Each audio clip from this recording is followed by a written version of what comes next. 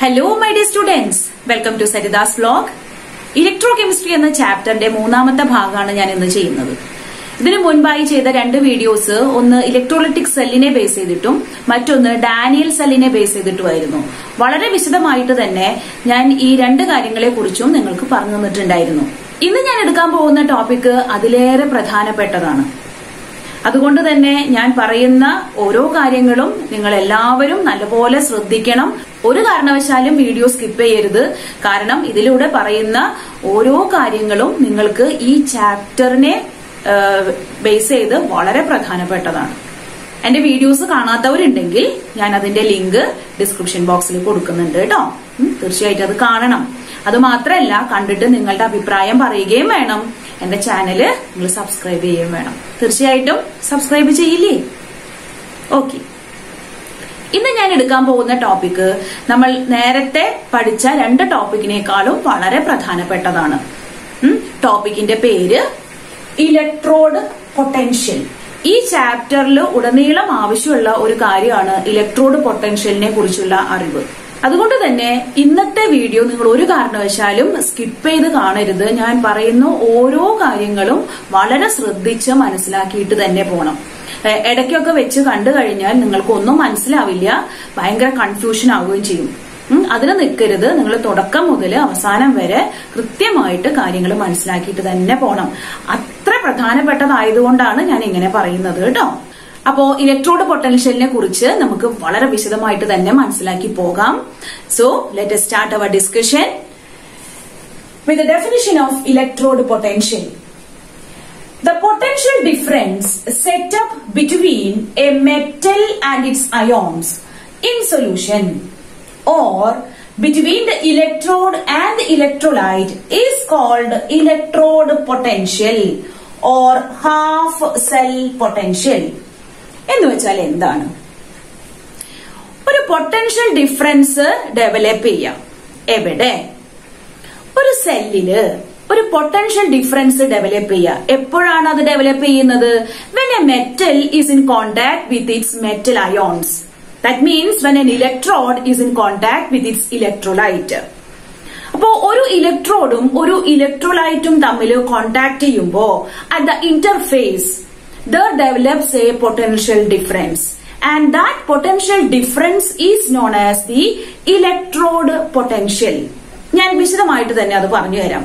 ഞാനൊരു വെസലില് ഒരു ഇലക്ട്രോലൈറ്റ് എടുത്തിട്ടുണ്ട്. ആ ഇലക്ട്രോലൈറ്റ് സിങ്ക് സൾഫേറ്റ് ആണ്. ഈ ഇലക്ട്രോലൈറ്റിലേക്ക് ഞാനൊരു മെറ്റൽ റോഡ് ഇറക്കി വെച്ചിട്ടുണ്ട്. ഇവിടെ ഞാൻ എടുത്ത മെറ്റൽ റോഡ് എന്ന് പറയുന്നത് സിങ്ക് ആണ്. ഓക്കെ, സിങ്ക് സൾഫേറ്റ് ആയിട്ട് ഇപ്പോ കോണ്ടാക്റ്റിൽ ഇരിക്കുകയാണ്. ശരിയല്ലേ? ഇങ്ങനെ കോണ്ടാക്റ്റിൽ ഇരിക്കുമ്പോ ഇവിടെ എന്താ പറയുന്നത്? A potential difference setup between these two. അതായത് ഒരു മെറ്റലും ഒരു ഇലക്ട്രോലൈറ്റും തമ്മിൽ ടച്ച് ചെയ്യുമ്പോ അതിന്റെ ഇന്റർഫേസിൽ ഒരു പൊട്ടൻഷ്യൽ ഡിഫറൻസ് ഇവിടെ സെറ്റപ്പ് ചെയ്യും, ഡെവലപ്പ് ചെയ്യും. ഈ പൊട്ടൻഷ്യൽ ഡിഫറൻസിനെയാണ് എന്ത് പറയുന്നത്? Electrode potential.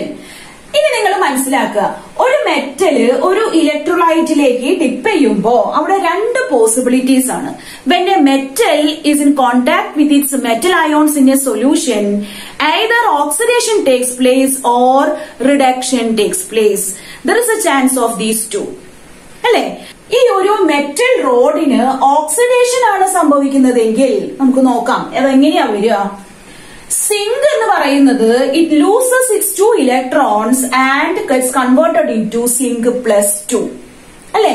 സിങ്ക് റോഡിലുള്ള സിങ്ക് എന്ന് പറഞ്ഞിട്ടുള്ള ആറ്റം, അതില് ഇലക്ട്രോൺസ് നഷ്ടപ്പെട്ടിട്ട് സിങ്ക് അയോൺസ് ആയിട്ട് ഇവിടെ എക്സിസ്റ്റ് ചെയ്യും. ഇലക്ട്രോൺസ് ആയിട്ട് ഇങ്ങനെ ഇരിക്കുന്നുണ്ടാവും. ശരിയല്ലേ? അപ്പൊ നമ്മൾ എഴുതുന്നത് ഈ രീതിയിലാണ് അല്ലെ? Zinc gives zinc plus 2 electron. This is the oxidation. ശ്രദ്ധിക്കുക.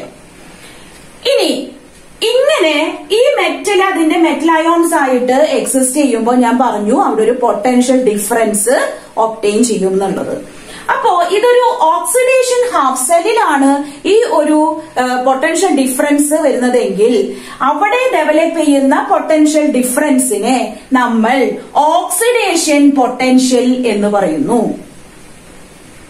അപ്പോ ഓക്സിഡേഷൻ നടക്കുന്ന ഹാഫ് സെല്ലില് ഉണ്ടാകുന്ന പൊട്ടൻഷ്യൽ ഡിഫറൻസ് ആണ് oxidation potential.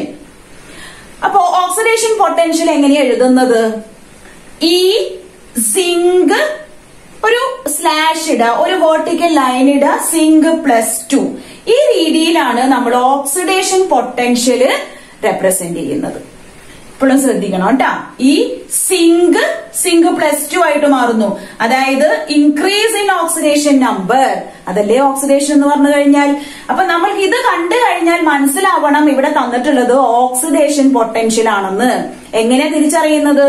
There will be increase in the oxidation number. നമ്മൾ ഇവിടെ നിന്ന് സിങ്കിൽ നിന്ന് സിങ്ക് +2ലേക്ക് പോകുമ്പോ അവിടെ ഓക്സിഡേഷൻ നമ്പർ ഇൻക്രീസ് ചെയ്യുന്നുണ്ട്. അപ്പോൾ ഓക്സിഡേഷൻ ആണ് നടന്നത്. അവിടെ ഡെവലപ്പ് ചെയ്തിട്ടുള്ള പൊട്ടൻഷ്യൽ ഡിഫറൻസ് എന്ന് പറയുന്നത് ഓക്സിഡേഷൻ പൊട്ടൻഷ്യൽ ആണ്. ഓക്കെ, ഇനി ഈ മെറ്റൽ റോഡും ഇലക്ട്രോലൈറ്റും കൂടി ടച്ച് ചെയ്യുമ്പോ റിഡക്ഷനും സംഭവിക്കാം എന്ന് പറഞ്ഞു അല്ലേ? റിഡക്ഷൻ സംഭവിക്കാന്ന് പറയുന്നത് എന്താ? ഇവിടെ സിങ്ക് സൾഫേറ്റ് ഉണ്ട്. സിങ്ക് സൾഫേറ്റില് സിങ്ക് +2 അയോൺസ് ഉണ്ട്. ഈ സിങ്ക് +2 അയോൺസ് സിങ്ക് കൊടുത്ത ഇലക്ട്രോൺസിനെ ക്യാപ്ചർ ചെയ്യും അല്ലെ? Gain electrons and get reduce to zinc. ശരിയല്ലേ? അപ്പോ ഇവിടെ രണ്ടാമത്തെ പോസിബിലിറ്റിയും പറഞ്ഞു കഴിഞ്ഞു. Zinc +2, it receives 2 electrons and get reduced to zinc. That means reduction takes place. And the potential develops between the metal and the metal ion is known as reduction potential. അപ്പൊ ആ സമയത്ത് ഉണ്ടാകുന്ന പൊട്ടൻഷ്യൽ ഡിഫറൻസിനെയാണ് എന്ത് പറയുന്നത്?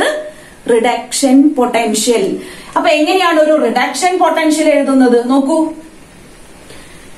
ഈ Zn +2 to Zn എന്ന് വെച്ച് കഴിഞ്ഞാൽ ഇവിടെ ഡിക്രീസ് ഇൻ ഓക്സിഡേഷൻ നമ്പർ. +2 സ്റ്റേജിൽ നിന്ന് 0യിലേക്കാണ് അത് പോകുന്നത്.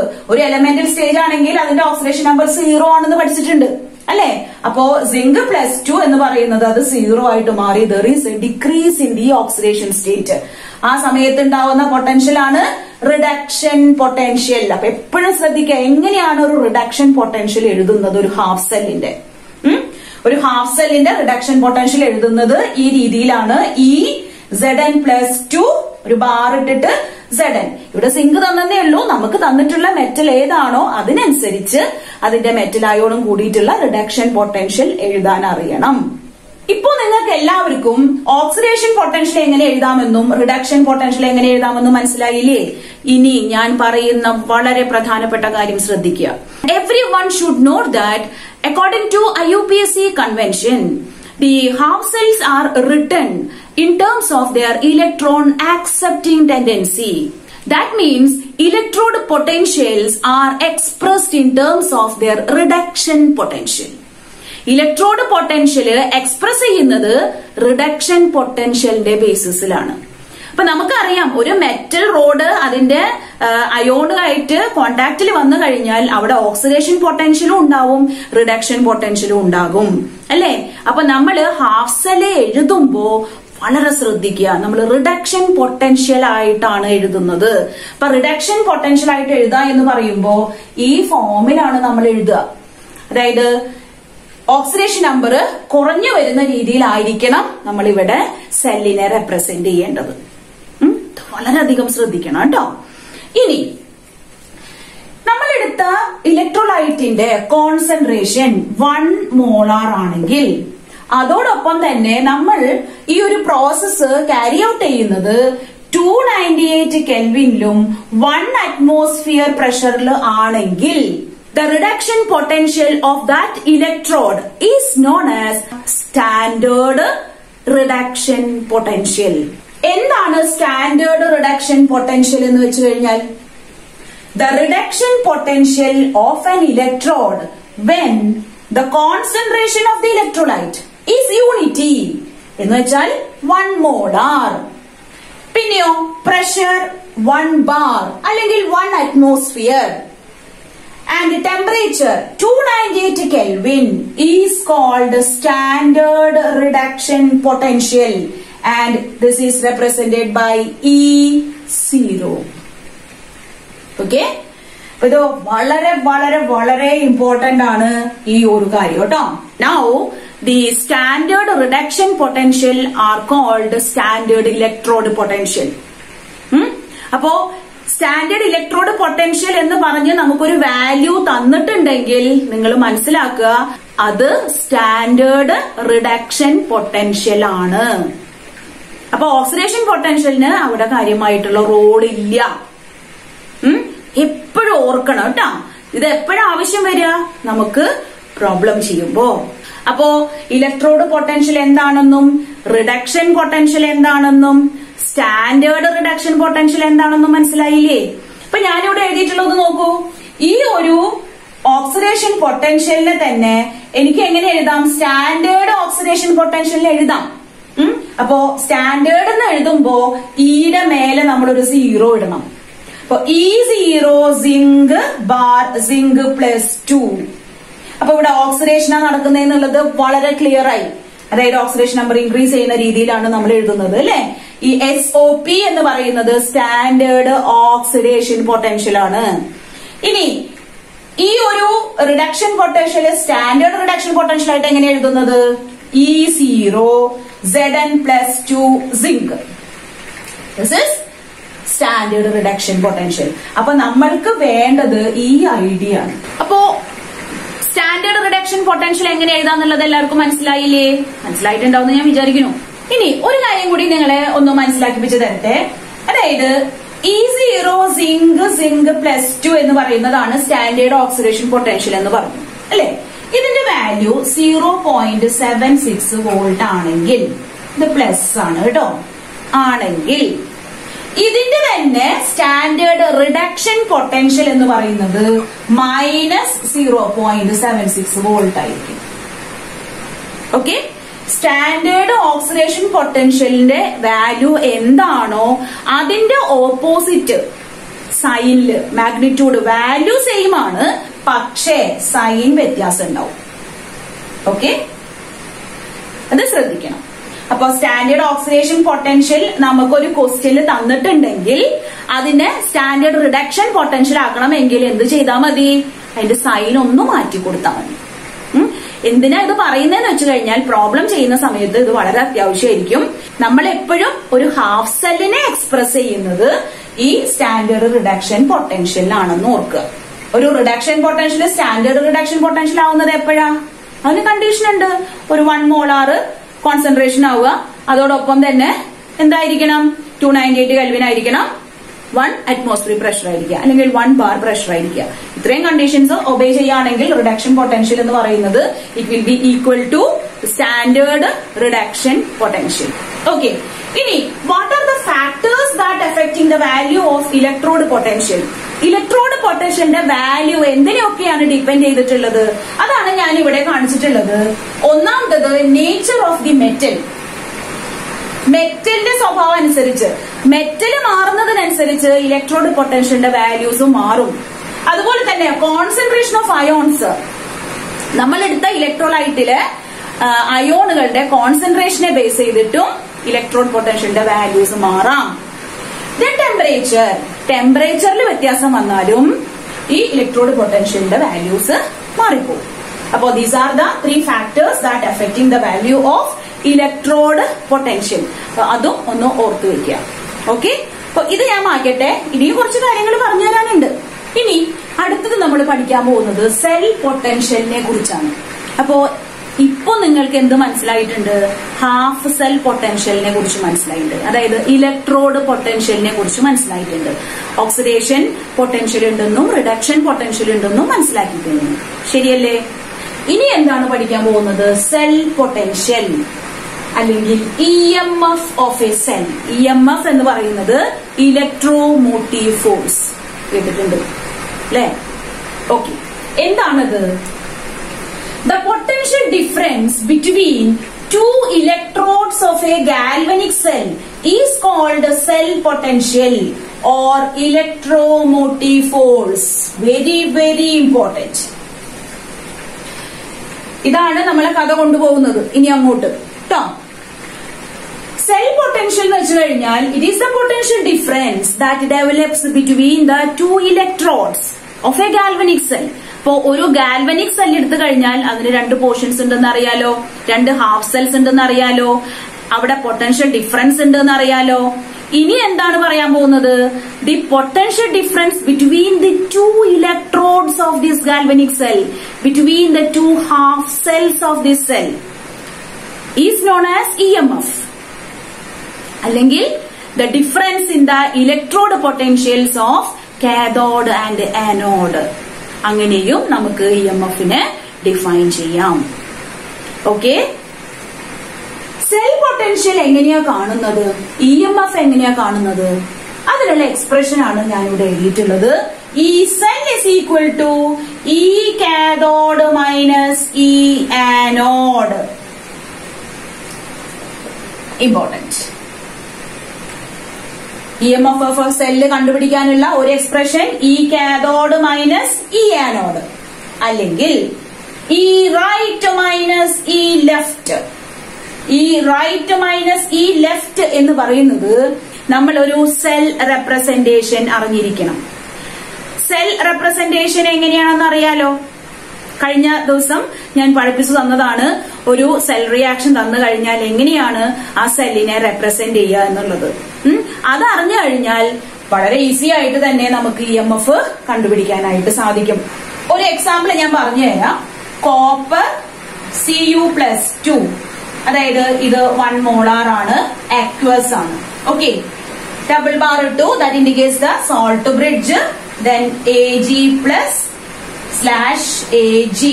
അപ്പൊ ഇത് സോളിഡ് ആണ്, this is also solid, this is 1 molar and this is in aqueous form. Okay, ഇതാണ് ഒരു സെൽ റെപ്രസെന്റേഷൻ. ഇതിന്റെ ലെഫ്റ്റ് സൈഡ് എന്ന് പറയുന്നത് ഏതാ? ഇതാണ് ലെഫ്റ്റ്, ഇതാണ് റൈറ്റ്. ലെഫ്റ്റിലാണ് ഓക്സിഡേഷൻ നടക്കുക, റൈറ്റിലാണ് റിഡക്ഷൻ നടക്കുക. ലോൺ ഓർക്കുക, ദ വേർഡ് ലോൺ ഓർക്കുക. അപ്പോ നമുക്ക് ഈ ഒരു സെൽ റെപ്രസെന്റേഷൻ കിട്ടിക്കഴിഞ്ഞാൽ നമുക്ക് വളരെ ഈസി ആയിട്ട് E right minus E left കണ്ടുപിടിച്ചൂടെ? കണ്ടുപിടിക്കാം. അപ്പോ ഒരു സെൽ റെപ്രസെന്റേഷനിലൂടെ എങ്ങനെയാണ് ഒരു EMF കണ്ടുപിടിക്കുന്നത്? ഇതിന് ഓരോന്നിനും വാല്യൂസ് ഉണ്ടാവും കേട്ടോ. ഇതൊക്കെ ഓരോ ഇലക്ട്രോഡ് പൊട്ടൻഷ്യൽ ആണ്. ഇലക്ട്രോഡ് പൊട്ടൻഷ്യൽസിന് ഓരോ വാല്യൂസ് നിങ്ങൾക്ക് തരും. ആ വാല്യൂസ് ഇവിടെ കൊടുക്കുക വേണ്ടു. ഇവിടെ മനസ്സിലാക്കുക, ഇവിടെയുള്ള ആനോഡും കാഥോഡും ഏതൊക്കെയാണെന്ന് നിങ്ങൾക്ക് കൃത്യമായിട്ട് നിർണ്ണയിക്കാൻ സാധിക്കണം. അങ്ങനെയാണെങ്കിൽ ഈസി ആയിട്ട് നമുക്ക് ചെയ്യാം. അപ്പോ ഇത് നിങ്ങൾ ഓർത്തു വെക്കണം. E right minus E left. അപ്പോ റൈറ്റ് എന്ന് പറയുന്നത് ഇതാണ്, ഇതാണ് ലെഫ്റ്റ്. അപ്പൊ ഇവിടെയുള്ള വാല്യൂ മൈനസ് ഇവിടെയുള്ള വാല്യൂ. ഇത് കാഥോഡാണ്, ഇത് ആനോഡാണ്. അതുകൊണ്ടാണ് E cathode minus E anode എന്ന് എഴുതിയിട്ടുള്ളത്. അപ്പൊ ക്ലിയർ ആയിട്ടോ? ഇനി മറ്റൊരു കാര്യം, EMF is equal to reduction potential of cathode minus reduction potential of anode. EMF കണ്ടുപിടിക്കാനുള്ള മറ്റൊരു എക്സ്പ്രഷൻ എന്തെന്നാണ്? Reduction potential of cathode. ഇവിടെ കണ്ടില്ലേ, റിഡക്ഷൻ പൊട്ടൻഷ്യൽ ആണ് തന്നിട്ടുള്ളത്. അപ്പൊ ഞാൻ നേരത്തെ പറഞ്ഞു, ഇലക്ട്രോഡ് പൊട്ടൻഷ്യൽ എക്സ്പ്രസ് ചെയ്യുന്നത് അതിന്റെ റിഡക്ഷൻ പൊട്ടൻഷ്യലാണെന്നുള്ളത്. ശരിയല്ലേ? സ്റ്റാൻഡേർഡ് കണ്ടീഷൻ ആണെങ്കിൽ അത് സ്റ്റാൻഡേർഡ് റിഡക്ഷൻ പൊട്ടൻഷ്യൽ എന്ന് പറയും. അപ്പോ reduction potential of cathode minus reduction potential of anode. ശ്രദ്ധിക്കുക. അപ്പൊ EMF എത്ര രീതിയിലാണ് നമുക്ക് കാണാനായിട്ട് പറ്റുന്നത്, എത്ര എക്സ്പ്രഷൻസ് അതിനുള്ളത് അല്ലെ? E cathode minus E anode, E right minus E left, reduction potential of cathode minus reduction potential of anode. ഏത് ഓർക്കത്തിൽ നിന്ന് എടുപ്പിച്ച് ചോദിച്ചാലും എങ്ങനെയാണ് സെൽ പൊട്ടൻഷ്യൽ കണ്ടുപിടിക്കാന്ന് ചോദിച്ചു കഴിഞ്ഞാൽ അറിയണം, പറയണം. ഓക്കെ, ശരി. സ്റ്റാൻഡേർഡ് കണ്ടീഷൻസില് റിഡക്ഷൻ പൊട്ടൻഷ്യൽ എന്ന് പറയുന്നത് സ്റ്റാൻഡേർഡ് റിഡക്ഷൻ പൊട്ടൻഷ്യൽ ആയിട്ട് മാറുമെന്ന് ഞാൻ പറഞ്ഞു. അപ്പോ നമ്മൾ സ്റ്റാൻഡേർഡ് എന്ന് പറയുമ്പോ അവിടെ E ഇട്ടിട്ട് അതിന്റെ മേലൊരു 0 ഇടുക. അപ്പോ E0 cell is equal to, ഇത് സെൽ പൊട്ടൻഷ്യൽ തന്നെയാണ്. അത് സ്റ്റാൻഡേർഡ് കണ്ടീഷൻ ആണെന്ന് മാത്രമേ ഉള്ളൂ കേട്ടോ. വേറെ ഒന്നിലേക്ക് നിങ്ങൾ കൂടുതൽ ചിന്തിക്കേണ്ട.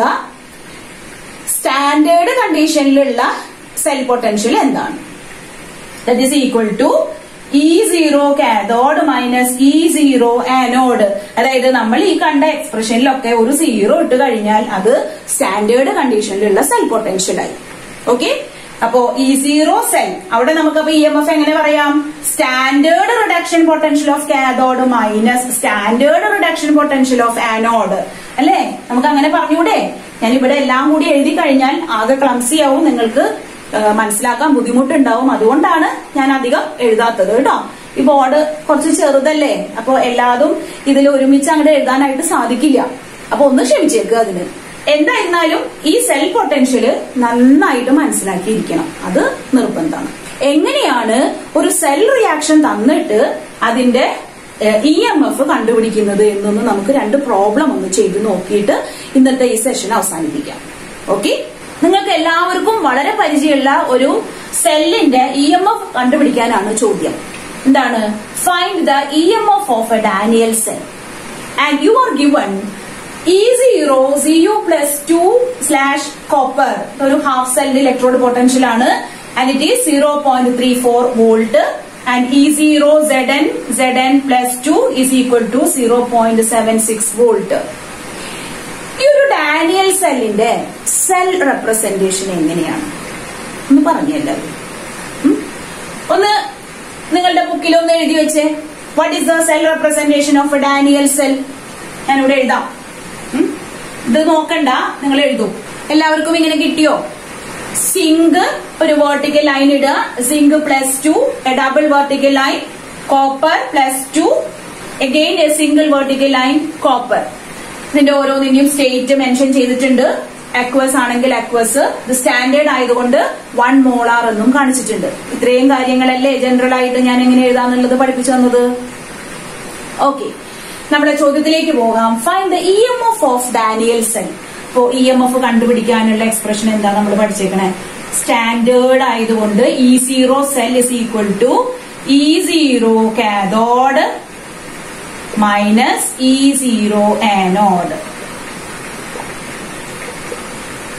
Okay, E0 cathode. ഇവിടെ ഏതാ കാഥോഡ് ഏതാ ആനോഡ് എന്ന് പറഞ്ഞേ. ഈ സെൽ റെപ്രസെന്റേഷനിൽ ഏതാണ് കാഥോഡ് ഏതാണ് ആനോഡ്? ബുദ്ധിമുട്ട് തോന്നുന്നുണ്ടോ? ഞാൻ പറഞ്ഞിട്ടുണ്ട് ലോൺ ഓർക്കുക. ലെഫ്റ്റ് സൈഡില് ഓക്സിഡേഷൻ, ആനോഡ് നെഗറ്റീവ്. അപ്പോ ഇതാണ് ലെഫ്റ്റ് സൈഡ്, ഇതാണ് ആനോഡ്. അപ്പോ സിങ്ക് +2 എന്ന് പറയുന്നതാണ് anode. That is the oxidation half. ഇത് ഓക്സിഡേഷൻ ഹാഫ് സെൽ ആണ്. ഇത്രയും ഭാഗം എന്ന് പറയുന്നത് റിഡക്ഷൻ ഹാഫ് സെൽ ആണ്. The reduction half cell and this is oxidation half cell. ഇതാണ് ഇവിടുത്തെ എന്ത്? ആനോഡ്, ഇത് കാഥോഡ്.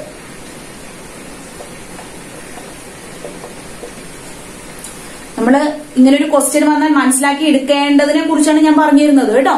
അല്ലാതെ ഇതിങ്ങനെ ഓരോന്ന് എഴുതി വെക്കാനല്ല. അപ്പോ E0 cell is equal to E0 cathode minus E0 anode എന്ന് പറഞ്ഞല്ലോ. അപ്പോ E0 കാഥോഡ് അതിന്റെ ഹാഫ് സെൽ എങ്ങനെയാ നമ്മൾ റെപ്രസെന്റ് ചെയ്യാം? നമ്മൾ പ്രത്യേകം പറഞ്ഞിട്ടുണ്ട്, റിഡക്ഷൻ പൊട്ടൻഷ്യലാണ് എന്തെഴുതുന്നത്? റിഡക്ഷൻ പൊട്ടൻഷ്യലാണ് ഹാഫ് സെൽസ് എഴുതേണ്ടത്. അപ്പോ E0 കാഥോഡ് എന്ന് പറയുമ്പോ ഇതിന്റെ റിഡക്ഷൻ പൊട്ടൻഷ്യൽ എങ്ങനെ എഴുതുക? ഇവിടെ കാഥോഡ് എന്ന് പറയുന്നത് ഏതാ? കോപ്പറിന്റെ ആണ് അല്ലെ?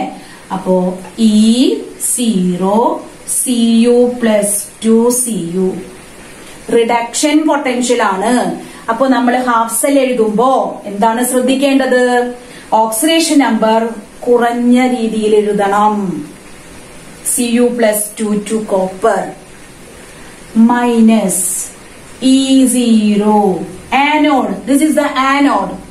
ഇവിടെ സിങ്ക് Zn+2 ആയിട്ട് മാറി ഓക്സിഡേഷൻ ആണ് നടന്നിട്ടുള്ളത്. ശരിയല്ലേ? പക്ഷേ നമ്മൾ ഇവിടെ എഴുതേണ്ടത് റിഡക്ഷൻ പൊട്ടൻഷ്യലിന്റെ ബേസിസിലാണ്. അപ്പോ റിഡക്ഷൻ പൊട്ടൻഷ്യൽ എഴുതേണ്ടത് എങ്ങനെയാണ്? സിങ്ക് പ്ലസ് 2 സിങ്ക് ആയി മാറുന്ന രീതിയിൽ. This is very very very important, very important. പെട്ടെന്ന് നമുക്ക് കൺഫ്യൂഷൻ വരും ഈ ഒരു step. Zn plus 2 bar zinc എന്ന് പറഞ്ഞിട്ടാണ് നമ്മൾ എഴുതേണ്ടത്. Okay, is equal to Cu plus 2 Cu നമുക്ക് തന്നിട്ടുണ്ടോ ക്വസ്റ്റ്യനില്? ഉണ്ട്. 0.34 volt minus E0 Zn plus 2 bar zinc ആണ്. നമ്മളുടെ ക്വസ്റ്റ്യൻ നോക്കുക. Zn ബാർ Zn പ്ലസ് 2 ആണ്. ഇതിന്റെ വാല്യൂ 0.76 ആണ്. അപ്പൊ നമ്മളിവിടെ എന്ത് ചെയ്യണം? ഇവിടെ തന്നിട്ടുള്ളത് ഓക്സിഡേഷൻ പൊട്ടൻഷ്യൽ ആണ്. നമ്മൾക്ക് വേണ്ടത് റിഡക്ഷൻ പൊട്ടൻഷ്യൽ ആണ്. അപ്പോ ഈ ഓക്സിഡേഷൻ പൊട്ടൻഷ്യലിനെ എങ്ങനെ റിഡക്ഷൻ പൊട്ടൻഷ്യൽ ആക്കാം? ഞാൻ നേരത്തെ പറഞ്ഞു തന്നതാണ്. ഇത് പ്ലസ് 0.76 ആണെങ്കിൽ റിഡക്ഷൻ പൊട്ടൻഷ്യൽ എന്തായിരിക്കും? It will B minus 0.76. That means 0.34 minus of 0.76. Clear? എല്ലാവർക്കും മനസ്സിലായോ ഞാൻ എന്താ പറഞ്ഞത്? Zn പ്ലസ് 2 സിങ്ക് ഫോമിലാണ് നമ്മൾ എഴുതേണ്ടത്. അപ്പോ ആ വാല്യൂ ആണ് നമ്മൾ ഇവിടെ കൊടുക്കേണ്ടത്. സിങ്കിന്റെ റിഡക്ഷൻ പൊട്ടൻഷ്യലിന്റെ വാല്യൂ ആണ് നമ്മൾ ഇവിടെ കൊടുക്കേണ്ടത്. നമ്മുടെ ക്വസ്റ്റ്യനിൽ തന്നിട്ടുള്ളത് നോക്കൂ. ഇതെന്താണ്? ഓക്സിഡേഷൻ പൊട്ടൻഷ്യൽ ആണ് തന്നിട്ടുള്ളത്. നമുക്ക് വേണ്ടത് ഓക്സിഡേഷൻ പൊട്ടൻഷ്യൽ അല്ല, റിഡക്ഷൻ പൊട്ടൻഷ്യൽ ആണ്. ഓക്സിഡേഷൻ പൊട്ടൻഷ്യലിന്റെ വാല്യൂ എങ്ങനെ റിഡക്ഷൻ പൊട്ടൻഷ്യൽ ആക്കി മാറ്റാം? ഞാൻ നേരത്തെ പറഞ്ഞതാണ്.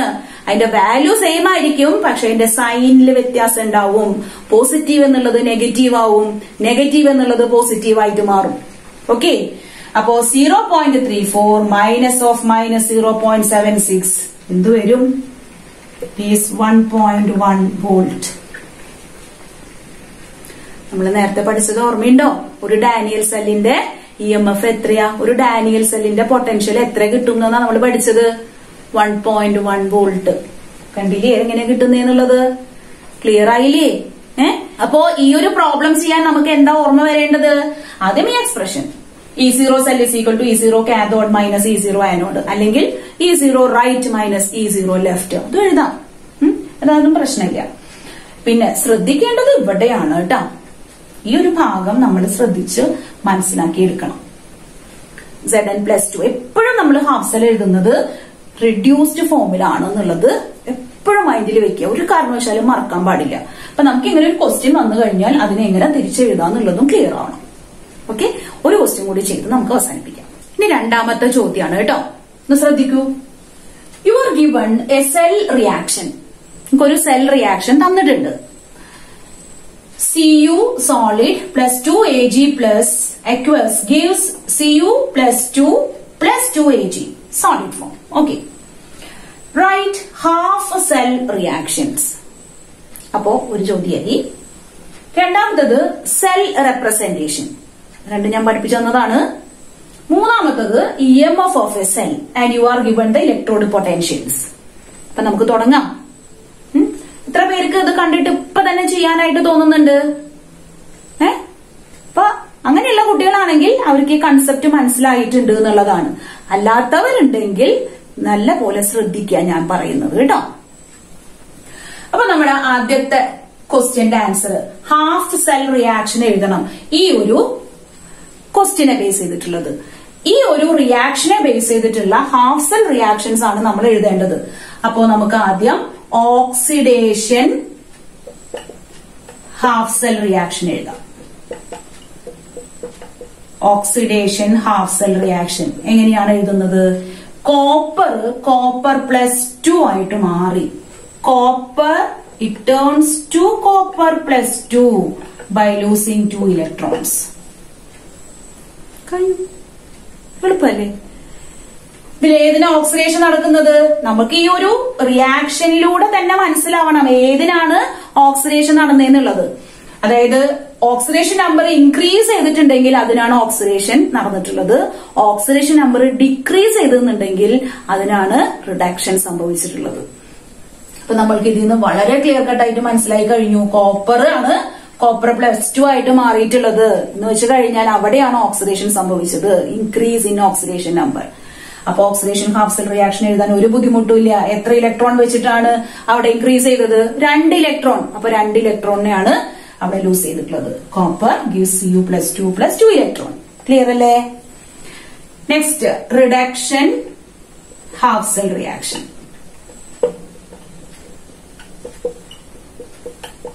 റിഡക്ഷൻ ഹാഫ് സെൽ റിയാക്ഷൻ എങ്ങനെ എഴുതുക? ഏതിനാ റിഡക്ഷൻ നടന്നതെന്ന് പറഞ്ഞ ഞാൻ ഇവിടെ silver, it gains 1 electron and changes to Ag. Reduction half cell reaction എന്ന് പറയുന്നത് Ag plus 1 electron gives Ag. അല്ലെങ്കിൽ ആ രീതിയിൽ നമുക്ക് എഴുതാം. എങ്ങനെ? 2Ag plus 2 electron gives 2Ag.